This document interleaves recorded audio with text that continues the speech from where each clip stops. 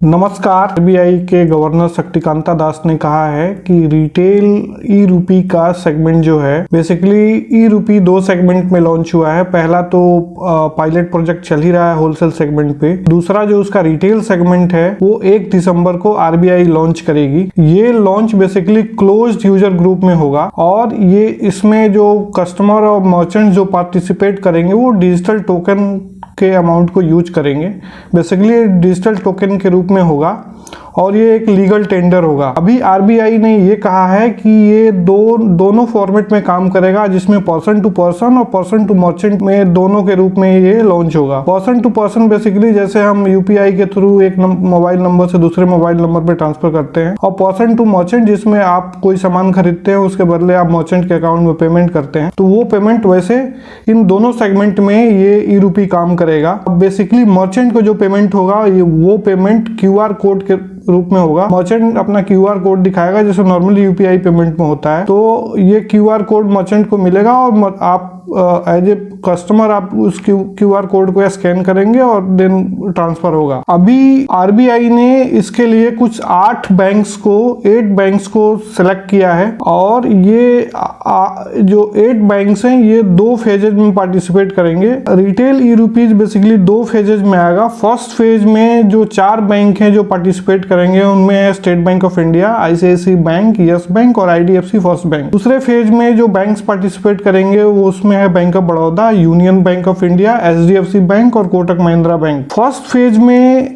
जो जिन 4 सिटीज में इसका रोल आउट होना है वो 4 सिटीज हैं न्यू दिल्ली, बेंगलुरु, भुवनेश्वर और मुंबई। इसको आगे सेकंड फेज में जब इसका एक्सटेंशन होगा तो सेकंड फेज में जो सिटीज कवर्ड होंगे उसमें है अहमदाबाद, गैंगटोक, गुवाहाटी, हैदराबाद, इंदौर, कोची, लखनऊ, पटना और शिमला। नेक्स्ट जो मोस्ट इंपॉर्टेंट चीज है वो ये है कि ये एक टोकन के रूप में फॉर्म करेगा। जैसे करेंसी आप 10 के नोट में, 20 के नोट में, 50 के नोट में, 100 के नोट में, 200 के नोट में, 500 के नोट में यूज करते हैं डिनोमिनेशन में, वैसे ही ई रूपी का भी डिनोमिनेशन होगा 10, 20, 50, 100, 200 और 500 के डिनोमिनेशन में, और ये उसी तरह से यूज होगा जैसे करेंसी यूज होती है। इंपॉर्टेंट थिंग इज दैट कि इसमें आपको कोई भी इंटरेस्ट नहीं मिलेगा जैसे करेंसी आप कैश आप घर में रखते हैं। एक और इम्पोर्टेंट बात, ये स्टोर कैसे होगा, तो इसका स्टोरेज जो बैंक्स जो ये 8 बैंक्स पार्टिसिपेट कर रहे हैं, इन 8 बैंक्स के जो अपने वॉलेट्स हैं, इन वॉलेट से ये कॉन्फ़िगर होगा ई रूपीज और इन्हीं वॉलेट्स के थ्रू ट्रांजेक्शन होगा। इस सेगमेंट में हम आपको बताएंगे कि एसबीआई वॉलेट में ई रूपी हम कैसे यूज करें और हम स्टेप बाय स्टेप आपको बताएंगे।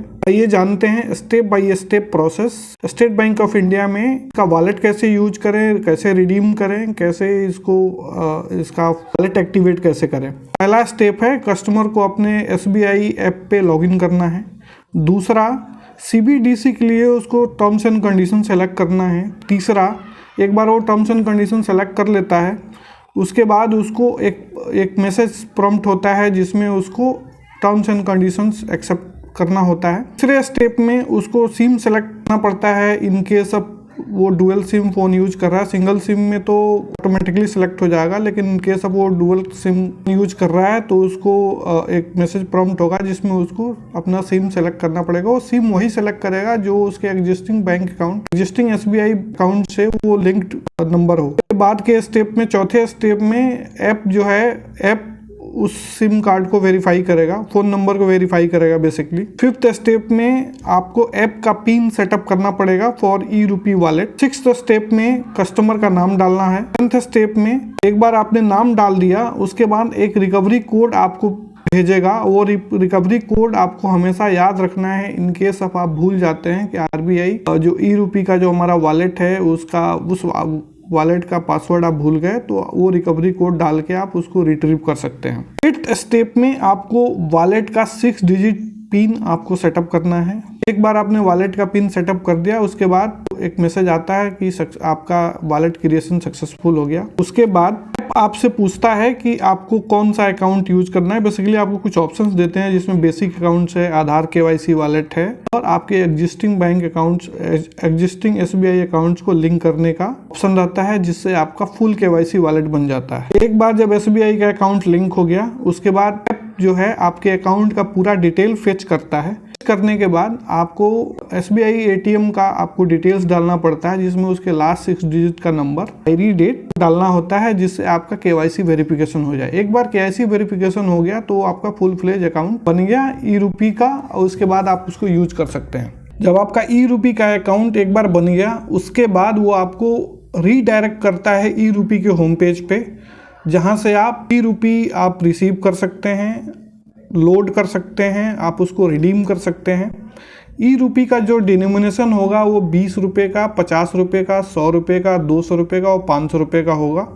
उसमें आप कॉइन भी सेलेक्ट कर सकते हैं फर्दर यूज के लिए। तो आपको 41 रुपये का पेमेंट किसी को करना है तो आपको पहले 20 रुपये का जो टोकन है वो 2 बार यूज करना है, उसके बाद आपको 1 रुपये का कॉइन यूज करना है, और फिर आपको आगे लोडिंग का प्रोसीड करना है। प्रोसीड करने के बाद वो आपके e-Rupee वॉलेट में लोड हो जाता है। लोड होने के बाद आपको जब भी ट्रांजैक्शन करना होगा तो आपको अपना 6 डिजिट वॉलेट पिन उसमें डालना होगा। वॉलेट पिन डालने के बाद, लोड करने के बाद आप फर्दर पेमेंट भेज सकते हैं। अपना टोटल बैलेंस के डैशबोर्ड पे भी देख सकते हैं, और वो डैशबोर्ड जो अमाउंट दिखाएगा वो करेंसी डिनोमिनेशन में दिखाएगा। सपोज आपके पास 100 रुपये का बैलेंस है तो टोकन आपके डैशबोर्ड पे दिखाएगा।